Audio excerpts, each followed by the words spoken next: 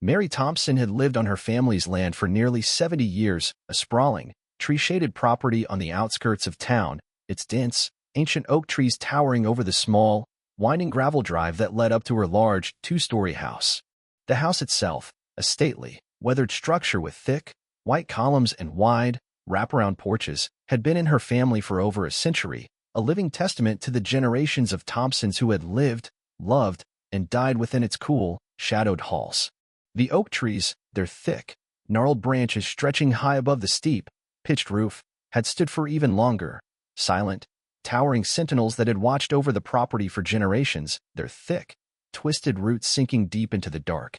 rich soil that had nourished them for over 100 years. It was a place of peace and quiet, a small, green oasis in the heart of the sprawling suburban development that had slowly crept up around it over the past few decades, its carefully tended gardens and neatly trimmed lawns a sharp, stubborn contrast to the perfectly manicured, cookie-cutter lawns and identical, vinyl-sided houses that now lined the narrow, tree-shaded streets of the surrounding neighborhood. For Mary, it was more than just a house. It was a home, a place of memories and traditions, a place where she felt connected to the past, to the long line of ancestors who had built the house, planted the trees, and carved their lives from the hard, unyielding soil of the small, rural town. But that peace was shattered one bright, clear morning in late spring, when a thick, cream-colored envelope appeared in her mailbox, the sharp, black letters of the Willow Oaks HOA logo stamped across the front in bold, imposing type. Mary felt a flicker of unease as she tore open the envelope, her fingers brushing against the thick, rough paper as she pulled the letter free, her eyes narrowing slightly as she scanned the neatly typed lines of dense, legal prose. Dear Miss Thompson, this letter serves as a formal notice that your property, located at 101 Thompson Lane, is in direct violation of the Willow Oaks Homeowners Association guidelines. Specifically, overgrown vegetation, including several large, potentially hazardous oak trees that pose a significant safety risk to the community. Failure to maintain an aesthetically pleasing appearance, including the presence of outdated architectural features and non-standard building materials. Creation of a public nuisance, including the accumulation of fallen branches, leaves, and other debris that present a fire hazard and attract unwanted wildlife. You are hereby ordered to remove the aforementioned trees from your property and bring your land into full compliance with the Willow Oaks HOA guidelines within 30 days of the date of this notice. Failure to do so will result in escalating fines, enforced property maintenance, and, if necessary, legal action. Sincerely, Carol Mason, Willow Oaks HOA President. Mary felt her jaw tighten as she read through the letter, her eyes narrowing slightly as she scanned the neatly typed lines of dense, impersonal text. She glanced out the front window, her gaze drifting over the thick, gnarled branches of the towering oak trees that lined the edge of her property, their thick, twisted limbs swaying gently in the cool, late spring breeze, their dense, green leaves casting long, jagged shadows across the neatly trimmed lawn and carefully arranged flower beds that lined the gravel drive. It was absurd, the idea that her trees, which had stood for generations without issue, could suddenly be considered a safety hazard or a blight on the community. But as she scanned the sharp, black letters of the harsh, impersonal letter, she felt a slow, simmering anger rise in her chest, the sharp, metallic taste of bitterness lingering on her tongue as she crumpled the thick, cream-colored paper into a tight, angry ball, her breath coming in short, sharp bursts as she felt the slow, steady pulse of quiet, stubborn defiance thrumming in her veins. A few days later, Mary reluctantly attended the next HOA meeting, her shoulders squared, her chin held high as she stepped into the small, stuffy community center, the harsh, fluorescent lights casting long, jagged shadows across the cold, gray concrete floor as she took a seat near the back, her fingers clenched tightly around the thin, wooden arms of the small, uncomfortable folding chair as she tried to ignore the sharp, disapproving stares of the other homeowners who sat around her. Their perfectly pressed suits and polished leather shoes a stark contrast to her simple, modest attire. The meeting began with the usual formalities, the reading of the minutes from the previous session, the roll call, the routine financial updates. But Mary felt her heart sink in her chest as the meeting turned to the topic of community standards, the sharp, high-pitched voice of Carol Mason echoing off the cold, concrete walls of the community center as she launched into a long, rambling tirade about the importance of maintaining property values and preserving the aesthetic integrity of the neighborhood. As many of you are aware, Carol said, her voice dripping with condescension as she glanced around the room, her sharp, wire-rimmed glasses glinting faintly in the harsh, fluorescent light. We have certain standards that all homeowners in the Willow Oaks community are expected to uphold, standards that are clearly outlined in the HOA guidelines and that are designed to ensure that our neighborhood remains a safe, beautiful, and desirable place to live. She paused for a moment, her eyes locking onto Mary's, a thin, smug smile curling at the corners of her lips as she continued. Unfortunately, she said, her voice dripping with thinly veiled disdain, not all of our residents have been as diligent as they should be in maintaining their properties. Some have chosen to ignore these guidelines, to allow their homes and yards to fall into disrepair, to endanger the safety of the entire community with their negligence and indifference. The room erupted in a low, murmuring chorus of agreement, the sharp, metallic clink of polished wedding rings tapping against the arms of metal folding chairs echoing through the small, stuffy community center as Mary felt her face flush with a slow, simmering anger, her fingers clenching tightly around the thin, wooden arms of the small, uncomfortable folding chair as she fought the urge to stand up and shout, to push back against the small, petty minds that had taken it upon themselves to judge her, to mock her, to tear down the small, green sanctuary she had worked so hard to build.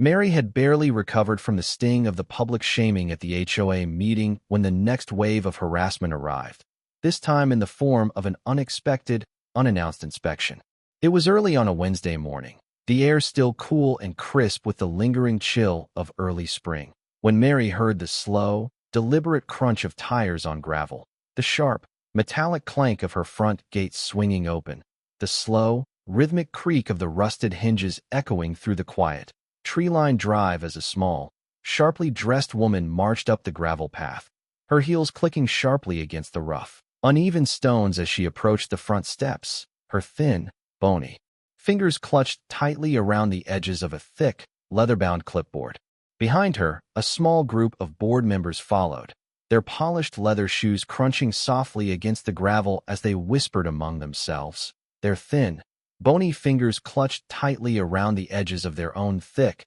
leather-bound clipboards as they shot quick, nervous glances at the thick, towering oak trees that lined the edge of the property, their sharp, narrow eyes darting back and forth as they whispered hurriedly to one another, their perfectly pressed suits a stark contrast to the rough, weathered wood of the old, two-story house that loomed over them, its thick, white columns and wide, wraparound porches casting long, jagged shadows across the small, neatly manicured lawn. Mary felt her heart sink in her chest as she stepped out onto the front porch, her breath coming in short, shallow bursts as she took in the sight of the small, sharply dressed woman standing at the bottom of the porch steps, her sharp, wire-rimmed glasses glinting faintly in the harsh, early morning light as she glanced around the small, neatly maintained property, her lips curling into a thin, smug smile as she snapped open her clipboard, the sharp, metallic crack of the leather cover echoing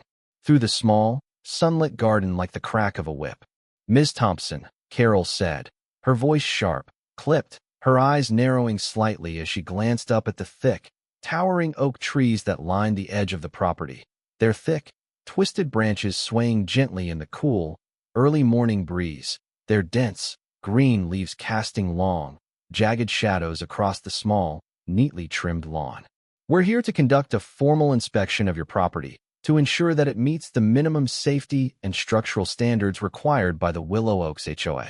We've brought along a professional arborist to assess the condition of your trees and determine whether they pose a risk to the community."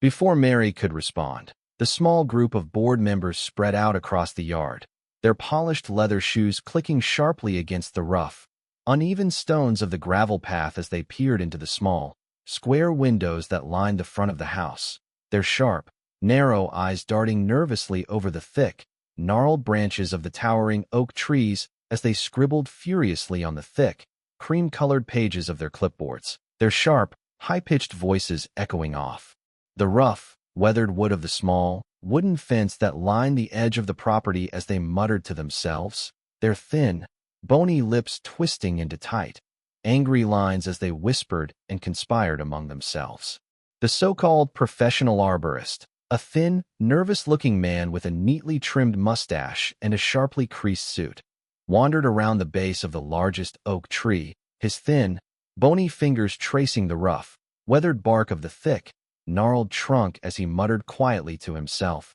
his sharp, narrow eyes darting nervously over the thick, twisting branches as he scribbled furiously on the thick, cream-colored pages of his clipboard, his sharp, high-pitched voice blending with the slow, rhythmic rustle of the wind through the thick, green leaves as he mumbled to himself about structural instability and potential root damage. Mary said nothing, her jaw set in a tight, unyielding line as she watched the small group of board members circle her house like a pack of hungry wolves, their sharp, narrow eyes darting nervously over the thick, towering oak trees that lined the edge of the property, their thin, bony fingers trembling slightly as they scribbled furiously on the thick, cream-colored pages of their clipboards, their sharp, high-pitched voices growing louder and more frantic as they whispered and conspired among themselves, their perfectly pressed suits and polished leather shoes a stark contrast to the rough, weathered wood and cracked, sun-bleached siding of the old, two-story house. A few days later, Mary received a thick, cream-colored envelope in the mail, the sharp, black letters of the Willow Oaks HOA logo stamped across the front in bold, imposing type. She felt her jaw tighten as she tore open the envelope, her breath coming in short, sharp bursts as she scanned the thick,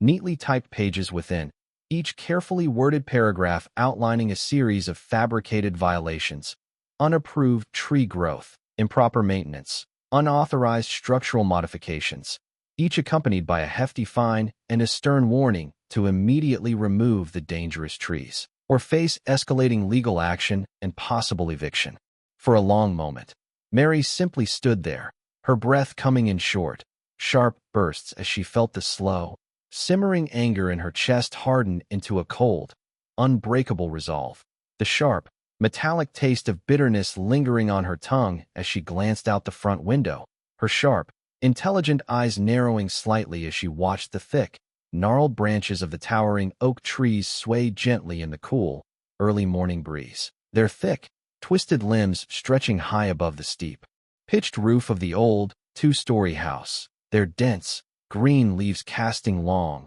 jagged shadows across the small, neatly trimmed lawn and carefully arranged flower beds that lined the gravel drive. Mary's frustration had barely begun to subside when the next wave of harassment arrived, this time in the form of a digital smear campaign. It started quietly, a few snide remarks from her neighbors as she walked down her long, gravel driveway to collect the mail, their eyes narrowing slightly as they whispered behind her back, their sharp, nervous glances darting over the thick, gnarled branches of the towering oak trees that lined the edge of her property, their polished leather shoes crunching softly against the gravel as they hurried past, their thin, bony fingers clutching tightly around the edges of their thick, leather-bound clipboards. But within a few days, the whispers had grown louder, the thinly veiled glares more intense, until Mary felt as though she were being watched every moment she stepped outside her house, her sharp, intelligent eyes darting nervously around the small, neatly manicured lawn as she hurried down the gravel path to the mailbox each morning, her breath coming in short, shallow bursts as she reached for the small, rusted metal door, her fingers trembling slightly as she pulled it open, her heart sinking as she caught sight of the thick, cream-colored envelopes that filled the dark, musty interior, each one stamped with the sharp, black letters of the Willow Oaks HOA logo. It wasn't until she logged onto the neighborhood social media page one evening, her sharp, intelligent eyes narrowing slightly as she scrolled through the endless stream of posts and comments that filled the brightly lit screen of her old, battered laptop, that she realized the full extent of the campaign that had been waged against her. There, at the top of the page, pinned in bold, blinking letters for the entire community to see, was a post from Carol Mason, the sharp, black letters of her scathing message flashing angrily across the screen. Each carefully chosen word a thin, cutting blade that sliced through the thin, brittle shell of Mary's carefully constructed world like a hot knife through butter. Are these trees a danger to our community? Neighbors, I regret to inform you that one of our own, Ms. Mary Thompson, has repeatedly and willfully violated the Willow Oaks HOA guidelines, despite numerous warnings and attempts to bring her property up to code. Her overgrown, potentially dangerous oak trees, with their thick, gnarled branches, and deep, twisting roots pose a significant risk to the safety and well-being of our community. I urge all residents to put pressure on Ms. Thompson to remove these dangerous trees before they cause serious harm or damage to our neighborhood. Sincerely, Carol Mason, Willow Oaks HOA President. Beneath the message, Carol had attached a series of heavily edited photos of Mary's property, each image carefully cropped and filtered to make the towering oak trees look dark, twisted, and overgrown, their thick, gnarled branches stretching high above the steep, pitched roof of the old, two-story house like the grasping fingers of some ancient, long-forgotten giant, their dense, green leaves casting long, jagged shadows across the small, neatly trimmed lawn and carefully arranged flower beds that line the gravel drive, their thick, twisted roots pushing up through the cracked, sun-baked concrete of the narrow, tree-lined street like the teeth of some ancient, long-buried beast. Mary felt her heart sink in her chest, her fingers trembling slightly as she reached for the cracked, chipped edge of the small, battered laptop, her breath coming in short, sharp bursts as she scrolled through the dozens of comments that had already flooded the post, the sharp, cutting words of her once friendly neighbors twisting in her mind like the cold, unyielding blades of 100 tiny knives. Those trees are a hazard. She's putting our homes at risk. Someone needs to make her cut them down. Why should we have to live in fear of her old, rotting trees falling on our houses? She's too old to care for them properly. Mary felt her jaw tighten, her breath coming in short, sharp bursts as she slammed the laptop shut, the sharp, metallic clang of the plastic casing echoing through the small, cluttered living room like the crack of a whip, her heart pounding in her chest as she felt the slow, simmering anger in her chest harden into a cold, unbreakable resolve. The following morning, as Mary stepped out onto her front porch, her eyes drifting over the thick, gnarled branches of the towering oak trees that lined the edge of her property, their thick, twisted limbs swaying gently in the cool, early morning breeze, their dense, green leaves casting long, jagged shadows across the small, neatly trimmed lawn, she felt her heart lurch in her chest as she caught sight of the small, neatly folded piece of paper tucked beneath the rusted metal handle of the front gate, its sharp, black letters standing out starkly against the rough, weathered wood of the small, white picket fence. Cut them down before we do. Mary felt her breath catch in her throat, her fingers trembling slightly as she reached for the paper, her eyes narrowing slightly as she scanned the sharp, black letters of the hastily scrawled message, her heart pounding in her chest as she felt the slow, simmering anger in her chest harden into a cold, unbreakable resolve. That night, as Mary lay in bed, her mind racing with 1,000 half-formed thoughts, her breath coming in short, shallow bursts as she stared up at the dark, cracked ceiling of her small, wood-paneled bedroom, she heard the sharp, metallic clank of a spray can echo through the still, suffocating darkness, the slow, rhythmic hiss of aerosol paint cutting through the quiet, tree-lined street like the sharp, angry rasp of a whetstone against a dull, rusted blade. The next morning, as she stepped out onto her front porch, her eyes narrowing slightly as she glanced down at the rough, weathered wood of the front steps, she felt her heart lurch in her chest as she caught sight of the thick, dripping letters that had been sprayed across the clean, white wood of her front gate, the sharp, red paint standing out starkly against the bright, sun-drenched wood like the fresh, bleeding wound of some long-forgotten battle. Cut them down. Mary's patience had worn thin. The endless letters, the public shaming, the threatening spray paint on her front gate, it was all beginning to weigh on her. She had spent her entire life on this land, a place her family had owned for generations, and she would be damned if she was going to let a group of petty, power-hungry bureaucrats push her out. It was on a quiet Sunday morning, the air still heavy with the lingering chill of early spring, that Mary decided to climb the narrow, creaking stairs to the attic. She hadn't been up there in years, the small, dust-filled space above the second floor more of a storage area for forgotten family heirlooms and old,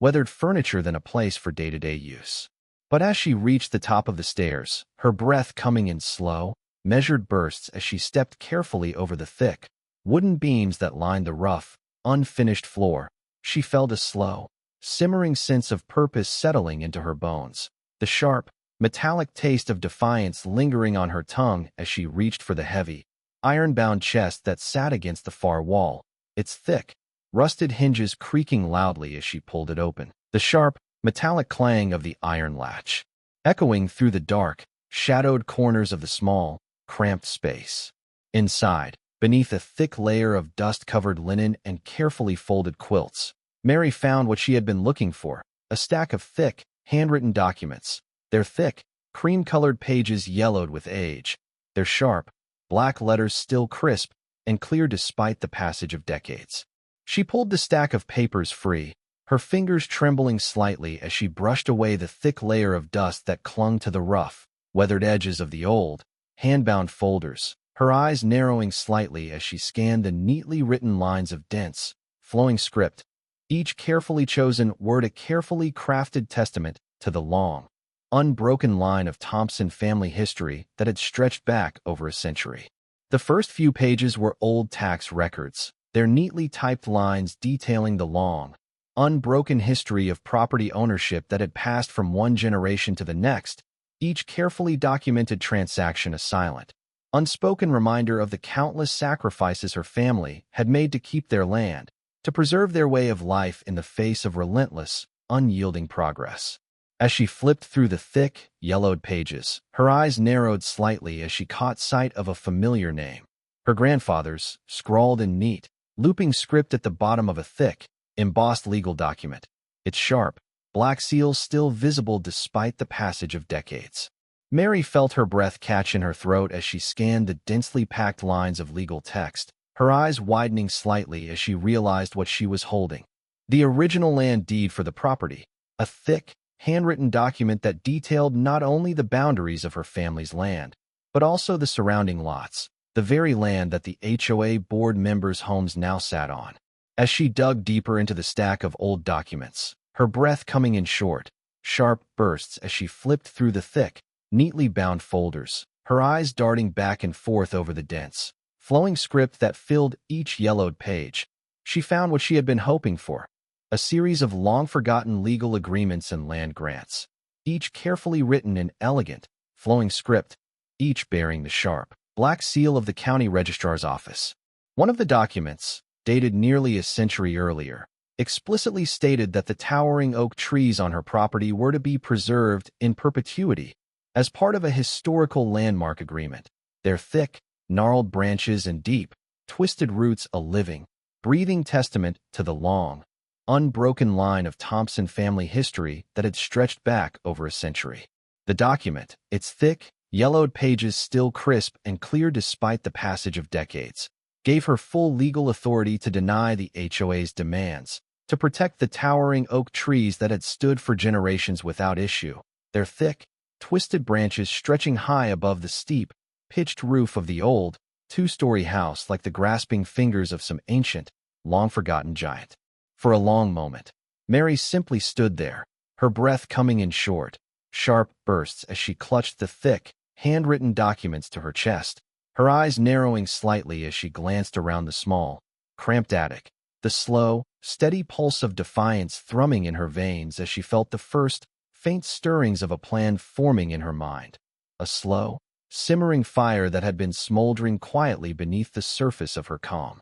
unassuming exterior for far too long. As she descended the narrow, creaking stairs to the second floor, the thick, handwritten documents still clutched tightly in her trembling fingers, Mary felt a slow, simmering sense of satisfaction settle into her bones, the sharp, metallic taste of defiance lingering on her tongue as she reached for the small, battered telephone that sat on the corner of the small, cluttered kitchen counter, her fingers trembling slightly as she dialed the number for her lawyer, the sharp, metallic clicking of the small, black buttons echoing through the small, sunlit kitchen like the slow, steady ticking of a grandfather clock. "I need to set up a meeting," she said, her voice low, steady, her breath coming in slow, measured bursts as she glanced down at the thick, handwritten documents that lay spread out across the small, cluttered kitchen table, their sharp, black letters standing out starkly against the rough, weathered wood like the carefully etched lines of an ancient, long-forgotten map. "I have something I think you'll want to see."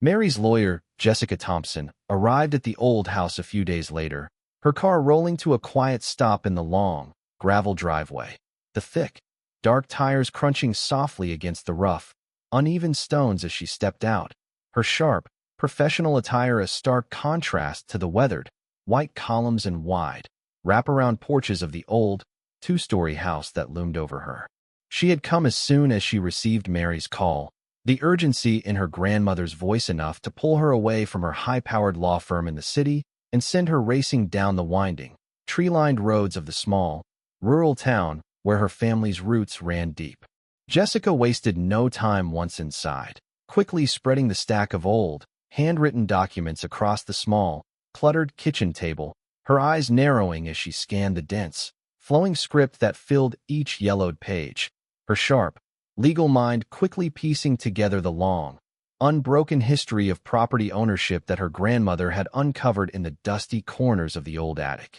She flipped through the thick, neatly bound folders, her breath coming in short, sharp bursts as she realized the full extent of what she was holding, not just the original land deeds and tax records, but a series of long-forgotten legal agreements and land grants that gave her grandmother full legal authority over the entire neighborhood, including the very lots that the HOA board members' homes now sat on. Jessica felt a slow, simmering sense of satisfaction settle into her bones as she reached for her phone, quickly snapping a series of high-resolution photos of the thick, handwritten documents before tucking the entire stack into her sleek, black leather briefcase, her mind already racing with the beginnings of a plan, a slow, simmering fire of quiet, unspoken defiance that had been smoldering quietly beneath the surface of her calm, professional exterior for far too long. The following week, Jessica returned to the small, tree-shaded property, her sharp, professional demeanor unshaken as she pulled into the long, gravel driveway, her car rolling to a quiet stop beside the old, weathered front steps as a line of dark, unmarked police cars pulled in behind her, their thick, black tires crunching softly against the rough, uneven stones as a small group of uniformed officers stepped out, their eyes narrowing slightly as they took in the sight of the thick, towering oak trees that lined the edge of the property, their thick, twisted branches stretching high above the steep, pitched roof of the old, two-story house like the grasping fingers of some ancient, long-forgotten giant. As the officers spread out across the small, neatly manicured lawn, their sharp, polished boots clicking softly against the rough, uneven stones of the gravel path, Jessica straightened, her shoulders squaring as she reached for the thick, embossed leather folder that sat on the passenger seat beside her, her fingers tightening around the smooth, cool surface as she stepped out onto the gravel drive, her eyes narrowing slightly as she took in the sight of the small group of HOA board members, who had gathered at the edge of the lawn, their eyes wide, their faces pale, their hands trembling as they clutched their thick, leather-bound clipboards to their chests, their perfectly pressed suits a stark contrast to the rough, weathered wood and cracked, sun-bleached siding of the old, two-story house that loomed over them. Jessica wasted no time as she crossed the small, neatly trimmed lawn, her eyes never leaving the pale, trembling face of Carol Mason as she reached the bottom of the front steps, her breath coming in short, measured bursts as she took a slow, deliberate step forward, her shoulders squaring as she reached for the thick, embossed leather folder, her fingers tightening around the smooth, cool surface as she held it out to the small, sharply dressed woman, her voice low, steady, her eyes cold and unblinking as she met the other woman's wide, panicked gaze. "Ms. Mason," Jessica said, her voice sharp, cutting, each word a carefully honed blade. "I believe you and your colleagues have been trespassing on my grandmother's property, harassing her, and attempting to intimidate her into cutting down her trees that, I should mention, are legally protected under a series of historical landmark agreements and land grants that my family has held for over a century."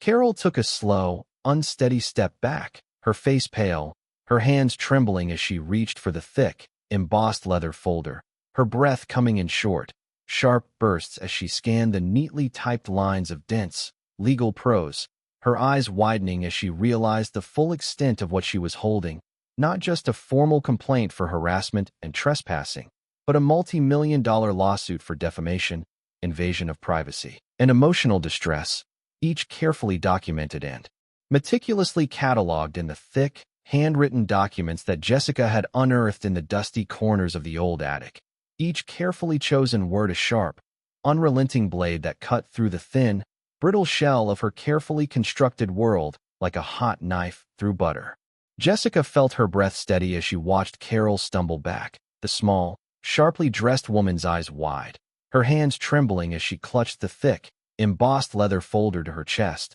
her shoulders hunched as the sharp, metallic click of handcuffs echoed through the small, sunlit garden, the slow, steady pulse of flashing blue and red lights casting long, jagged shadows across the small, neatly trimmed lawn as the uniformed officers moved in, their sharp, polished boots crunching softly against the rough, uneven stones of the gravel path as they took the small group of HOA board members into custody, their hands trembling as they reached for the thin, metal bars of the small, rusted police vans that sat parked at the edge of the gravel drive, their eyes wide, their faces pale, their carefully constructed world crumbling around them.